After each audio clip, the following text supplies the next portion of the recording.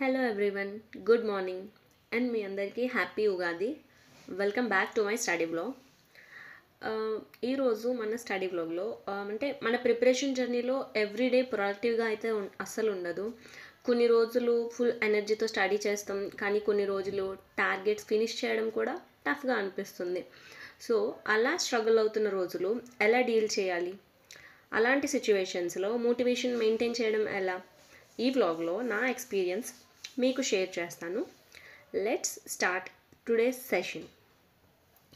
So ఈరోజు అయితే నేను దీని టు డూ లిస్ట్తో అయితే స్టార్ట్ చేశాను.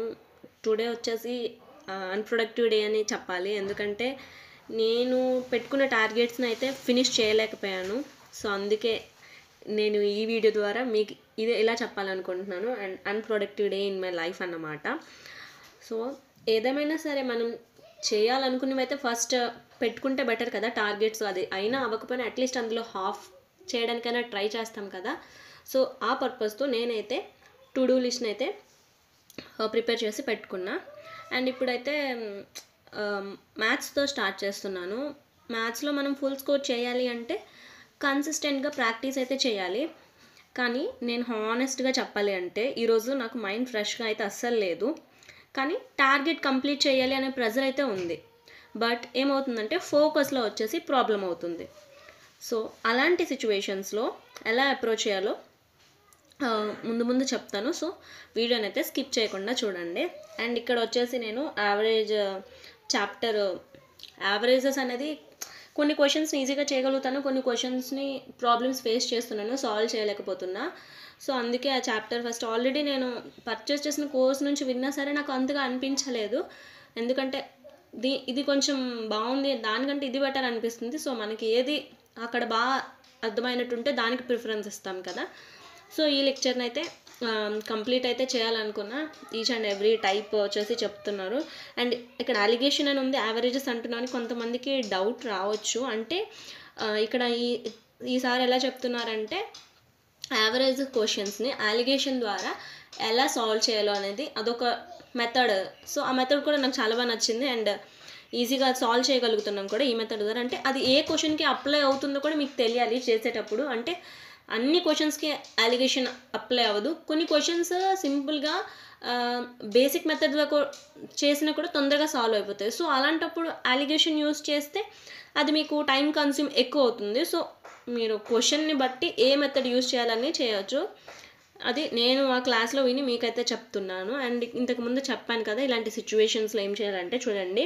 ఇప్పుడు ఇలాంటప్పుడు టైం బేస్డ్ ప్రాక్టీస్ అయితే చేస్తూ ఉంటాను. అంటే ఇప్పుడు యాక్చువల్లీ పక్కన టైమర్ అయితే లేదు, కానీ మీ టైమర్ పెట్టి సాల్వ్ చేయడం వల్ల మన స్పీడ్ అనేది ఇంప్రూవ్ అవుతుంది.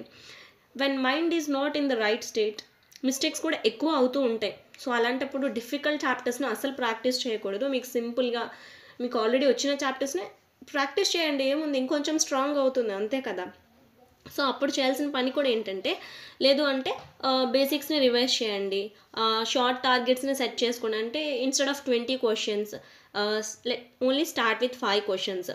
స్మాల్ విన్స్ అనేది మీకు కొంచెం మోటివేషన్ ఇస్తాయి. అంటే మీ మైండ్ ఫ్రెష్గా లేనప్పుడు, కాకపోతే టార్గెట్స్ని ఫినిష్ చేయాలి, ఈరోజు అన్ప్రొడక్టివ్గా ఫీల్ అవుతున్నా, అలాంటి సిచ్యువేషన్స్ని ఎలా హ్యాండిల్ చేయాలనేది నేను ఇప్పుడు చెప్తున్నాను, ఎందుకంటే ఈ డే నాకు అలా అనిపించింది కాబట్టి.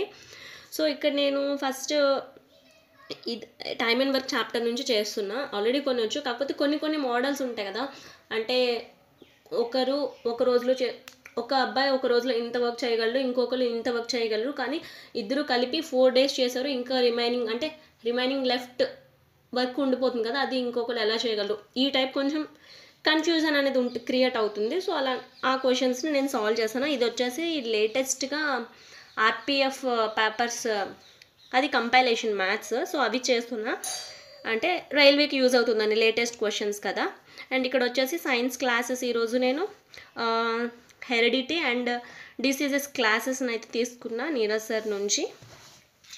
ఇది అంటే చాలా రోజుల నుంచి ఇలా బయాలజీని ఇదే చేస్తున్నా కదా, ఎలా అయినా సరే కంప్లీట్ చేయాలని చెప్పి ఇంట్రెస్ట్ లేకపోయినా సరే తెచ్చుకొని మరీ చూస్తున్నా. చెప్పాను కదా, ఎప్పుడు మనం ఫోకస్ లో ఉన్నప్పుడు ఒక సింపుల్ ట్రిక్ ఏంటంటే, మీరు రైటింగ్ మెథడ్స్ని కూడా యూజ్ చేయొచ్చు. అంటే అక్కడ వాళ్ళు చెప్తుంటే మనం కూడా రాస్తూ వింటుండడం, లేదా రాస్తూ చదువుతుండడం.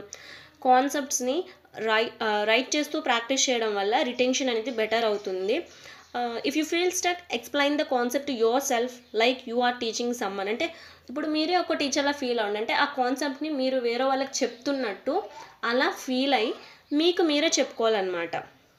కొన్ని క్వశ్చన్స్ సాల్వ్ చేయడం టఫ్గా అనిపించినా కూడా దాన్ని కంటిన్యూ చేస్తూ ఉండాలన్నమాట. అంటే ఈవెన్ స్లో అయినా సరే కంటిన్యూ చేస్తూ ఉంటే స్లోగా ఆ రిథమ్ అనేది వస్తూ ఉంటుంది. అప్పుడే కదా మీరు అట్లీస్ట్ 100% కంప్లీట్ చేయలేకపోయినా కొంచెమైనా కంప్లీట్ చేసామన్న ఫీల్ వస్తుంది. ఏది లేకుండా ఉన్న బదులు అట్లీస్ట్ ఎంతో కొంత ఉండడం బెటర్ కదా. సో అది నేను చెప్పేదన్నమాట. సో ఈరోజు స్టడీ సెషన్ అనేది కొంచెం కష్టంగా అనిపించినా సరే అట్లీస్ట్ కొన్ని టాపిక్స్ అయినా సరే కంప్లీట్ చేశాను. చెప్పినట్టుగా not every day is productive, but still I'm showing up. మీకు కూడా అలాంటి డేస్ వస్తాయి కదా. ఫీలింగ్ గిల్టీ అవ్వకండి అస్సలు. Instead of stopping completely, try to do it at least 30% of your target. Slow progress is better than no progress. అంటే ఏది లేకుండా ఉన్న బదులు ఎంతో కొంత ఉండడం బెటర్. అంటే మీకు ఆ డే అస్సలు ఇంట్రెస్ట్ లేకపోయినా సరే 100% కంప్లీట్ చేయమని 10% కంప్లీట్ చేసిన ఆ రోజుకి అదొక చిన్న హ్యాపీనెస్ అనిపిస్తుంది అంతే. ఈ వీడియో ద్వారా నేను మీకు చెప్పాలనుకున్న పాయింట్ అయితే ఇదే. ఈ వీడియో మీకు హెల్ప్ఫుల్ అనిపిస్తే లైక్, షేర్ అండ్ సబ్స్క్రైబ్ చేయండి.